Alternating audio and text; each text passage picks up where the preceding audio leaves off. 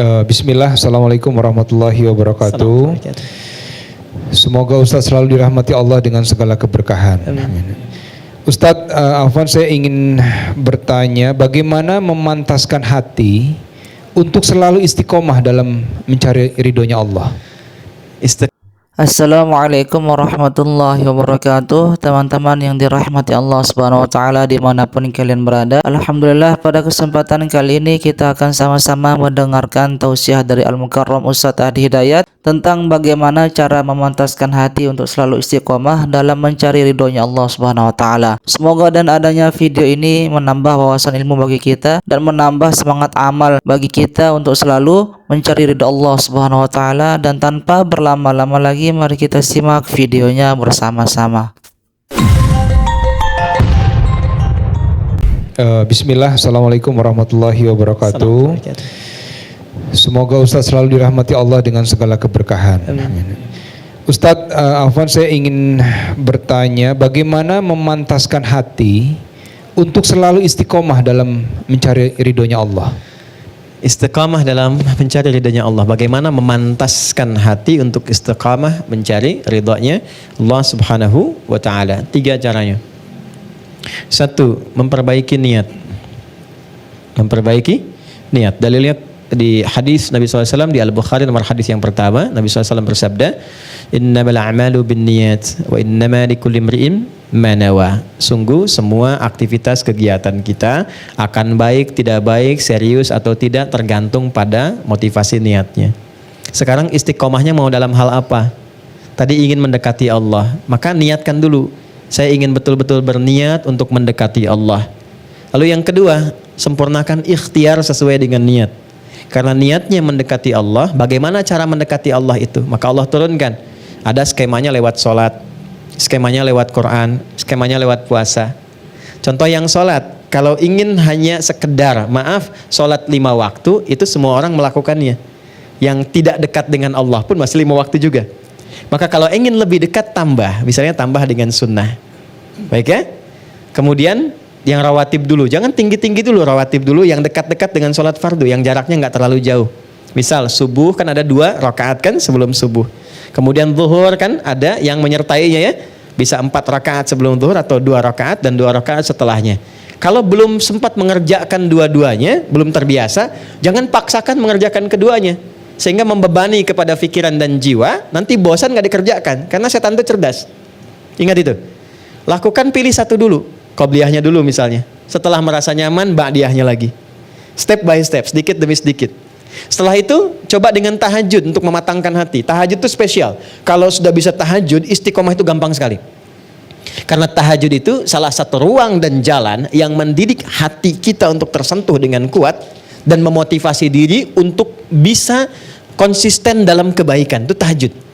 Ya, itu ada di Quran, misalnya surah 73 ayat yang ke-6. Inna nasyi'atal laili hiya ashaddu wat'aw wa aqwamu qila. Kalau Anda bisa bangun malam, itu yang paling kuat memantapkan hati, dan setiap yang diungkapkan itu menyentuh kepada jiwa. Beda curhat malam hari dengan siang hari itu lain. Anda doa malam dengan siang itu beda. Nah, tahajud itu jangan harus langsung kerjakan 11, 2, 3, ya, terlalu banyak. Kalau belum pernah mengerjakan, rumusnya di hadis Muslim nomor hadis 749 dari Ibnu Umar, kerjakan 2 dulu. Ya, sholatul laili masna, 2 aja dulu. Dan 2 pun, 2 jangan pilih dulu yang panjang-panjang sholatnya. Yang simpel dulu, yang kira-kira bisa kita pilih, yang nyaman kita baca. Suasana hati sedang cool, ya pilih yang cool-cool. Ya, qul a'udzu birabbil falaq, qul a'udzu birabbin nas, gitu kan? Lalu witir 1 rakaat, qul huwallahu ahad, lengkap kan? 3 ya. Dan bangunnya jangan terlalu malam, pepetkan ke subuh. Pepetkan ke subuh. Sekarang misalnya kita dapati subuh 4.25 misal gitu kan. Bangunnya jam 4. Jangan terlalu jam 3 dulu. Ntar bangun jam 3, sholat tahajud 11 rakaat, subuhnya jam 7. Dan tidur lagi gitu kan. Ya, pepetin dulu ke subuh supaya beban ringan kita dapati, dekat ke sholat fardu, nggak nunggu lama. Setelah nikmat itu baru tambah lagi 4 rakaat, tambah lagi naikkan suratnya ke ad-duha misalnya, sampai kita mendapatkan konsisten dengan 11 rakaat setidaknya. Ya, itu caranya. Yang ketiga, bergaul dengan orang soleh. Ya, di rumah angkat semua jadi soleh. Ya, punya visi. Ayo kita bergerak menjadi lebih baik yuk. Ya, bukankah kita ingin bertemu lagi, ingin dapat rahmat Allah, pengen samara tapi jauh dari yang punya. Cuma ditulis saja di depan pintu, keluarga samara. Pintunya yang samara gitu kan. Nah, sakinah mawaddah rahmah itu kan punya Allah, dekati yang punya kita dapat. Itu di Quran surah 30 ayat ke-21, itu kuncinya. Dekati Allah, maka Allah mendekati kita. Diberikan semua apa yang kita inginkan sepanjang maslahat dunia dan akhirat. Jadi 3 poin itu, ya, jadikan keluarga yang baik, cari teman-teman yang baik. Setelah itu bikin kegiatan yang satu visi dulu. Misal nih, ketemu dengan teman yang baik, gimana kalau kita bikin program untuk tahajud dulu nih, saling ingatkan. Ya, ada satu grup misalnya di situ 5 orang, ingatkan malam-malam ya, misalnya diingatkan telepon jam berapa kita sepakat. Setelah itu naik level ke puasa sama-sama. Ya, puasa Senin Kamis, Senin puasa, Kamis puasa, kumpul ngajak bareng-bareng. Tadi saya dengan Mas Baim diskusi itu di bawah, nanya, Ustadz, motivasi saya kenapa puasa Senin Kamis itu? Apa hikmahnya? Saya bilang Senin, Nabi pernah ditanya kenapa Rasulullah puasa Senin. Kata Nabi, hadza yaumul wulidtu. Ini hari lahir saya puasa. Hari lahir saya.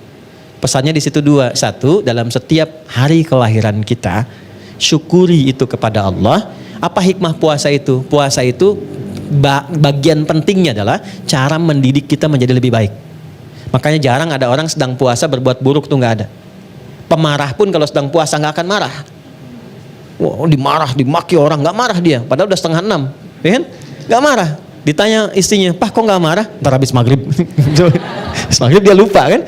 Dia jaga tuh. Jadi singkatnya Pak, ketika puasa itu datang hari Senin, spiritnya boleh Anda puasa saat hari kelahiran. Saya hari Rabu puasa, boleh, silahkan. Tapi inti dari situ adalah bukan karena puasanya. Coba, saya 40 tahun nih, tahun depan misalnya kan, begitu pas di harinya, tanyakan, selama 40 tahun ini, sudah berapa kebaikan yang saya kumpulkan? Apa resolusi kita menjadi lebih baik daripada itu? Itu spiritnya. Yang kedua, kita mengharap dapat syafaat Nabi SAW. Dengan mencintai Nabi, kita ikuti. Nah, untuk yang hari Kamis, spesial.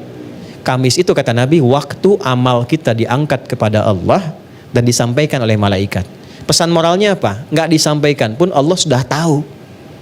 Tapi kenapa ada redaksi seperti itu? Untuk menunjukkan bahwa setiap amal kita dicatat. Maka berusahalah menjadi baik.